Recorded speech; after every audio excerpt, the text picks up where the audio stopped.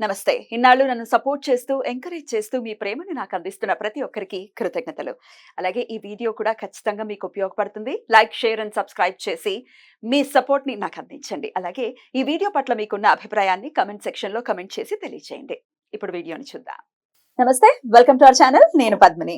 So ఈ రోజు మనతో పాటు ప్రముఖ ఆధ్యాత్మికవేత్త, ప్రముఖ న్యూమరాలజిస్ట్, ఆస్ట్రాలజర్ తనిష్క మేడం ఉన్నారు. మాట్లాడదాం. నమస్తే మేడం. నమస్తే అమ్మా. రకరకాల సమస్యలతో బయట సతమతం అవుతున్నారు. అందులో మేజర్ గా మనకు తెలియట్లేదు, ఇది ఫాస్ట్ జనరేషన్ లో ఉన్నాం కానీ మనకు తెలియట్లేదు కానీ నెగటివ్ ఎనర్జీస్ తో బాధపడే వాళ్ళ సంఖ్య అధికం. అదే నిజం కదండి. చాలా మంది నమ్మరు. ఇప్పుడు జరగని వాళ్ళు ఎందుకు నమ్ముతారు? ఏంటి, ఏ యుగంలో ఉన్నావు అని అంటారు. పెయిన్ ఎవరికైతే నొప్పి ఉందో వాడిని అడగాలి, ఏ బాబు నీ నొప్పి ఏంటి అనేది. ఎవరి నొప్పి ఉందో వాడు చెప్పాలి. నొప్పి లేని వాడు ఏం చెప్తాడు? అవన్నీ తెలియదు వాళ్ళకి తెలియదు కదా. సో నెగటివ్ ఎనర్జీస్ ఇంపార్ట్ చేసే వాళ్ళు ఇప్పటికీ ఉన్నారు, దాంతో సతమతం అవుతున్నారు చాలా మంది. అట్లాంటి క్లయింట్స్ ఎక్కువగా వస్తూ ఉంటారు మీకు. చాలా మంది అలాంటి వాటి నుంచి మీరు డెఫినెట్ గా మంచి మంచి రెమెడీస్, అంటే రెమెడీస్ ఇట్లా ఓపెన్ గా ఇక్కడ చెప్పడానికి కుదరదు. ఎందుకంటే నా నక్షత్రం వేరు, మీ నక్షత్రం వేరు, నా లగ్నం వేరు, మీ లగ్నం వేరు, నా సమస్య వేరు కదా. నా హ్యాండ్ ప్రింట్స్ వేరు, మీ హ్యాండ్ ప్రింట్స్ వేరు. అందుకని వాళ్ళ జాతకంలో చూసి చేయడమే కరెక్ట్. ఎగ్జాక్ట్లీ. అందుకనే ఓపెన్ గా ఇక్కడ ఏమి రెమెడీస్ ఏమి చెప్పరు, కానీ ఎక్స్పీరియన్సెస్ డెఫినెట్ గా మనం కాల్స్ రూపంలో 100% ఇస్తున్నాం. ఎక్కడ దాంట్లో అయితే డౌటే లేదు. ఒక క్లయింట్ కూడా ఇప్పుడు సిద్ధంగా ఉన్నారు, తమ ఎక్స్పీరియన్స్ ని మనతో పాటు షేర్ చేసుకోవడం. మాట్లాడదామా? హలో. నమస్తే అమ్మా, నేను పద్మిని మాట్లాడుతున్నాను. నమస్తే అండి. మీ సమస్య ఏంటి? మీరు ఎప్పుడు మేడం ని కన్సల్ట్ చేశారు? మరి మీ సమస్య తీరిందా? ఒక్కసారి మీ ఎక్స్పీరియన్స్ ని నాతో షేర్ చేసుకుంటారా? చెప్పండి అమ్మా, ఏంటి మీ సమస్య? మా బాబు అదే చదువు కోసమని అనుకున్నాను.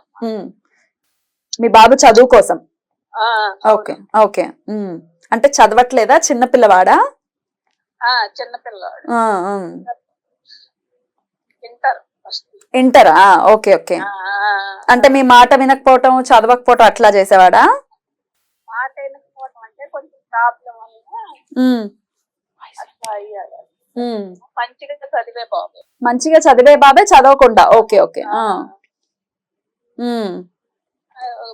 మేడం గారి దగ్గర పూజలు అవి చేసిన తర్వాత ఇప్పుడు బాగా చదువుతున్నాడు. ఇప్పుడు మళ్ళీ నార్మల్ అయిపోయాడా? మంచిగానే మార్కులు. ఎట్లా తెలుసు తనిష్క మేడం మీకు? మీరు అదే వీడియోస్ లో. Okay okay. బట్ నమ్మకం ఎట్లా కుదిరింది? మేడం దగ్గరికే వెళ్ళాలి, మేడం చేతే చెప్పించుకోవాలి?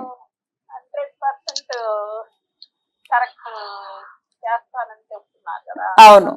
సరే, ట్రై చేద్దాం అనుకున్నారా? అవును. ఓకే. అయితే ఇప్పుడు 100% ఇప్పుడు ఎవరైనా కూడా ఏమన్నా మేము 25% కరెక్ట్ చెప్తాము, 75% చెప్పాము అని అన్నారు. ఎవరైనా మేము 100% కరెక్ట్ చెప్తాము అని అంటారు. బట్ మేడం మాటలే నమ్మాలి అని ఎలా అనిపించింది అంటున్నా నేను.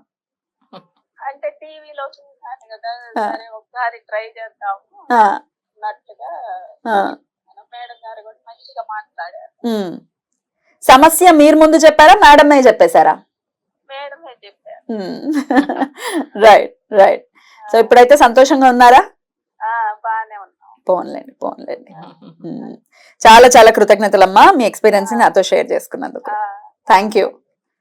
నమస్తే అండి. వీళ్ళు వచ్చి బాబు చాలా డిప్రెషన్ లో ఉన్నాడు. ఆయన అంటే మంచిగా చదివే అబ్బాయి కొన్ని రోజుల్లో ఎక్కువ డిప్రెషన్ కి వెళ్ళిపోయేసరికి ఆయనకి ఏంటంటే చదువు మీద ఇంట్రెస్ట్ లేకుండా అయిపోయింది. అంటే వీళ్ళు పేరెంట్స్ మధ్యలో కొంచెం ప్రాబ్లమ్స్ ఉండేదన్నమాట. అది ఎందుకంటే తల్లిదండ్రులు చాలా ప్రశాంతంగా ఉంటేనే కదా వాళ్ళు పిల్లలు కూడా బాగుంటారు, అంతే కదా. అందులో వయసుకు వస్తున్న పిల్లోడు టీన్స్ లో ఉన్నాడు. అప్పుడు ఏమైతుందంటే పేరెంట్స్ సుఖపడలేనప్పుడు వీళ్ళు బాధల్లో ఉంటారు. అసలు అప్పుడు చదువు మీద ఇంట్రెస్ట్ లేదు, వీళ్ళే ఇలా ఉన్నారు కదా, వాళ్ళ మీద వాళ్ళకి ఏంటంటే అవన్నీ థింక్ చేసి ఎక్కువ ఈలో డిప్రెషన్కి వెళ్ళిపోయాడు ఈ బాబు. సో తర్వాత చదువు మీద ఇంట్రెస్ట్ లేదు, ప్లస్ తను వినేది కాదు చెప్పిన మాట, చాలా అంటే తను మొండిగా బిహేవ్ చేసే తను అట్లా అయిపోయాడు అనమాట. అయితే చాలా మంచోడు, బట్ అట్లా అయిండు. తర్వాత ఏమైందంటే ఈమె పూజ ఫాలో అయిన తర్వాత తను చాలా చేంజ్ అయ్యి ఇప్పుడు చాలా ప్రశాంత మంచిగా చదువుకుంటుండు. ప్లస్ ఇప్పుడు అండ్ ఆ భార్య భర్తలు కూడా బాగున్నారు. ఇప్పుడు మళ్ళీ నెక్స్ట్ మంత్ లో ఎగ్జామ్ కూడా వస్తుంది బాబుకు. సో ఆ రిజల్ట్ కూడా మళ్ళీ తొందరగా చెప్తారు వాళ్ళు. అంటే ఆల్రెడీ చాలా చేంజ్ అయిపోయాడు, మంచిగా చదువుతున్నాడు. అంటే ఇవి డిప్రెషన్ అంటే మీకు ఏమని చెప్పేవారు? అబ్బాయి ఇంట్లోనే లోపల ఒక రూమ్ లో కూర్చోటం ఇట్లాంటివి చేసేవాళ్ళు? అంటే ఎవరితో సరిగా మాట్లాడేది లేదు, అసలు ముందుగా ఉన్నట్టుగా లేదు. వాళ్ళకి ఏమైతుందంటే మాటలే, ఇప్పుడు ఒకరు ఉన్న తల్లిదండ్రులు అంటే తప్పకుండా తల్లితో మాట్లాడాలి. సో ఆ మాటలు లేవు. సరే లేదు, అమ్మమ్మ నాన్నమ్మ తాతయ్యతో కూడా చాలా క్లోజ్ గా ఉంటారు కదా, వాళ్ళతో కూడా సరిగా మాట్లాడలేదు అనమాట. అంటే వాళ్ళకి ఏమైపోయింది, అసలు పిల్లలకు అంత అఫెక్షన్ లేనట్టుగా అయిపోయింది. వాళ్ళెవరో వీళ్ళెవరో అన్నట్టుగా. నేను ఇప్పుడు ఇది అడగడానికి గల కారణం, ఇట్లాంటి కాల్స్ నాకు చాలా వచ్చాయి. ఏమంటే మా పిల్లలు తలుపులు వేసేసుకొని లోపల కూర్చుంటున్నారు. ఈ ఏజ్ పిల్లలే, ప్రత్యేకించి ఒక 18 to 24, 25 years లోపు తలుపులు వేసుకొని కూర్చుంటున్నారండి, మాట్లాడట్లేదు. ఇది వరకు చాలా చలాకీగా ఉండేవారు, డిప్రెషన్ అంటున్నారు. సో ఈ సమస్యలను మీరు ఎలా సాల్వ్ చేస్తారు? అంటే వీళ్ళకి ఎందుకు వస్తుంది ఫస్ట్ ఆ సమస్య అనేది చూడాలి. ఇప్పుడు వీళ్ళ ఇంట్లో ఏంటంటే పేరెంట్స్ మధ్యలో ప్రాబ్లం ఉంది, సరి వచ్చింది.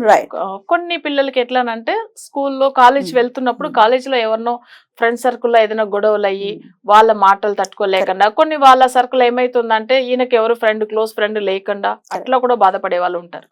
సో అక్కడ ఎవరైనా ఈ పిల్లోని బ్లేమ్ చేయడం, ఊరికే ఏదో టార్చర్ పెట్టడం, ఇలాంటివి ఉంటే కూడా వీళ్ళకి ఏమైతుందంటే ఆ డిప్రెషన్ అనేది ఇప్పుడు ఇంటికి వచ్చి చెప్పరు కొన్ని పిల్లలు. కొంతమంది ఏంటంటే ఇలా అవుతుందంటే మళ్ళీ పేరెంట్స్ ఏమైనా గట్టిగా మాట్లాడతారో ఏమని వాళ్ళంతలో వాళ్ళు సైలెంట్ గా రూమ్ లో వెళ్ళి కూర్చుంటారు.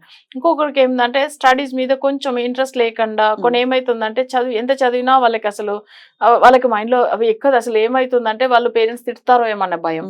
సరే మనకు ఇంత ఖర్చు పెట్టి చేయిస్తున్నారు కానీ చదువు మనకు అసలు మన ఎగ్జామ్ టైమింగ్ లో ఏదో ఒక డిస్టర్బెన్స్ వల్ల వాళ్ళు సరిగా రాయలేకుండా పోవచ్చు. ఆ ఒక డిప్రెషన్ ఉన్న వాళ్ళు కూడా ఇట్లనే సైలెంట్ కామ్ అయిపోతారు. అంటే కొన్ని పిల్లలు ఏమైతుందంటే పేరెంట్స్ కు భయపడుతూ ఉండే వాళ్ళు ఉంటారు. కొన్ని పిల్లలు ఏమైతుందంటే అసలు చుట్టూ ఉన్న సర్కిల్, ఫ్రెండ్ సర్కిల్ కానీ పక్కన కాలేజ్ లో కానీ ఏదైనా వీళ్ళ వల్ల కూడా బాధపడి అట్లా డిప్రెషన్ కు వెళ్లే పిల్లలు ఉంటారు. అయితే ఇప్పుడు వీళ్ళకి ఎందుకు ఇలాంటి ఇష్యూ వస్తుంది, కొంతమందికి ఏంటంటే ఆ టీనేజ్ లో ఎవరైనా అమ్మాయిని ఇష్టపడము. సో దాని వల్ల కూడా వాళ్ళకి ఏమైతుందంటే ఇప్పుడు అమ్మాయి కానీ అబ్బాయి కానీ సో వాళ్ళు ఇష్టపడుతున్నప్పుడు సో వాళ్ళకి అదొకటి మైండ్ లో ఉండిపోతుంది. వాళ్ళకి తెలియదు కదా అసలు. అప్పుడు వాళ్ళు మంచిగా చదువుకునే టైమింగ్ లో ఇదంతా ఈ ఒక డిస్టర్బెన్స్ కూడా ఉంటుంది. సరే ఇది ఎందుకో జాతక రీతిగా అందరు పిల్లలు అలా ఉంటారని కూడా కాదు, కొన్ని జాతకాలు అట్లా ఉంటుంది. సో వాళ్ళకి ఆ టైమింగ్ లో ఇప్పుడు హైయర్ స్టడీ సంబంధించిన 4th house లో నెగిటివ్ గ్రహం ఉన్నప్పుడు ఆ టైమింగ్ లో వాళ్ళకి అట్లా జరుగుతుంది.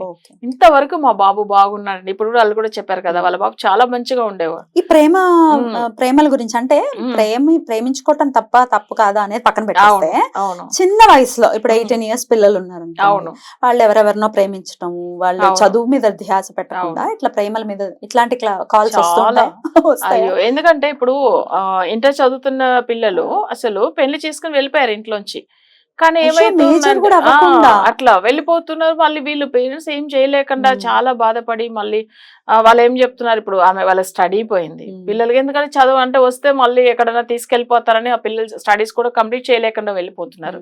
తర్వాత వాళ్ళకి ఇన్కమ్ ఉండదు, ఎట్లా జాబ్ ఎవరు ఇస్తారు? అసలు ఇది ఏ గ్రహస్థితి మేడం? అంటే వయసు కాని వయసులో ప్రేమించుకోవటం అనేది ఏ గ్రహస్థితి కింద మీరు? వీళ్ళకి వచ్చి జాతకంలో ఆ దశ స్టార్ట్ అవుతుంది చూడండి. మాక్సిమం చూసారంటే చంద్రదశలో కానీ శుక్ర మహాదశ వచ్చినప్పుడు కానీ ఇట్లా లవ్ లో పడతారు. అసలు అది కామన్, ఎందుకంటే చంద్రుడు వీళ్ళిద్దరు మేజర్ దానికి సంబంధించి. శుక్రుడు ప్రేమ అంటేనే శుక్రుడు.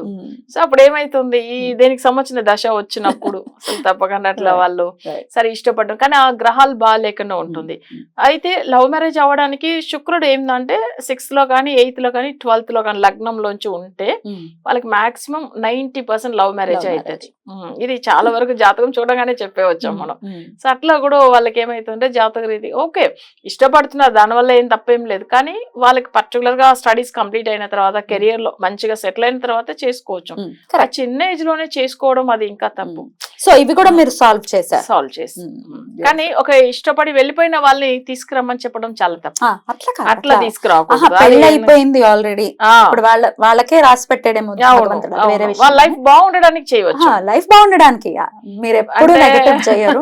నేను చాలా మంది ఏం తెలుసా, పెళ్లి చేసుకుని వెళ్ళిపోయారు, మా క్యాస్ట్ వేరే మా దగ్గరికి రావాలి అంతే, అట్లా అంటే నేను చేయను అని చెప్తాను. అవునా? వద్దనే అంటున్నా, ఎందుకంటే అది వాళ్ళు కేరళ వాళ్ళు కూడా ఒప్పుకోరు. మ్మ్. రీజన్ ఏంటంటే ఒకరిని బాధ పెట్టి అసలు ఒకరు ఇష్టపడే వాళ్ళని మనం అట్లా విడదీయడం మంచిది కాదు, అది చాలా తప్పు అవుతుంది. మ్మ్. సో ఆ విషయం వద్దనే చెప్తాం. ఒకవేళ వాళ్ళు మంచిగా ఉండడానికి కావాలంటే చేస్తాం చేస్తారు. చెప్తాం, వాళ్ళ So, లైఫ్ ఇట్లా నెగటివ్ గా ఆలోచించేటట్టయితే మీరేం కాల్ చేయక్కర్లేదు. కానీ మా జీవితాలు బాగుండాలి, లేకపోతే పిల్లలు ఇప్పుడు పిల్లలు అవును. చదువుల విషయంలో కూడా ఒకవేళ ఇబ్బంది పడుతున్నారు, ఎట్లా ఇప్పటిదాకా బాగా చదివాడు మా పిల్లాడు బాగా చదవట్లేదు, అవును. ధ్యాస పెట్టలేకపోతున్నాడు, డిప్రెషన్ తో బాధపడుతున్నాడు, ఇట్లాంటి ఏ సమస్యలైనా ఒక్కసారి మీరు మేడం ని కన్సల్ట్ చేసేటటువంటి ప్రయత్నం చేయండి. నేను చాలా సార్లు చెప్పాను, మీరు జస్ట్ డేట్ ఆఫ్ బర్త్ ఇచ్చి మీరు ఊరుకోండి, మీరు ఏం సమస్యల ముందు మీరు చెప్పేయద్దు, మేడమే చెప్తారు. కరెక్ట్ గా గెస్ట్ చేశారు అనుకుంటేనే నెక్స్ట్ స్టెప్ కి వెళ్ళండి. అంతేనా మేడం? అంతేమా, రైట్ మేడం, చాలా చాలా అద్భుతంగా వివరించారు. Thank you so very much. నమస్తే. నమస్తే మా.